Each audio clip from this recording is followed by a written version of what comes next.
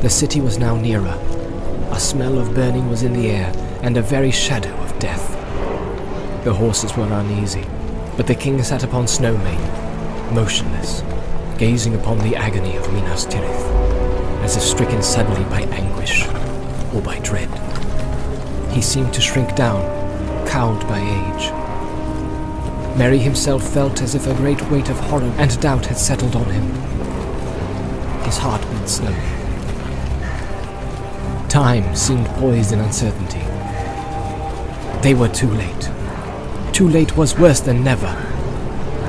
Perhaps Theoden would quail, bow his old head, turn, slink away to hide in the hills. Then suddenly, Merry felt it at last, beyond doubt, a change. Wind was in his face, light was glimmering. Far, far away in the south, the clouds could be dimly seen as remote grey shapes, rolling up, drifting. Morning lay beyond them.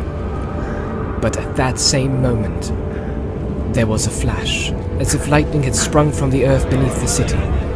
For a searing second it stood dazzling far off in black and white, its topmost tower like a glittering needle. And then, as the darkness closed again, there came rolling over the fields a great boom. At that sound, the bent shape of the king sprang suddenly erect. Tall and proud he seemed again, and rising in his stirrups, he cried in a loud voice, more clear than any there had ever heard a mortal man achieve before. Arise! Arise! Riders of Theoden! Fell deeds awake! Fire and slaughter! Spear shall be shaken! Shields be splintered! A sword day! A red day! Ere the sun rises! Right now! Right now! Right to Gondor! With that, he seized a great horn from Guthlaf, his banner-bearer, and blew such a blast upon it that it burst asunder. And straightway all the horns in the host were lifted up in music, and the blowing of the horns of Rohan in that hour was like a storm upon the plain and a thunder in the mountains.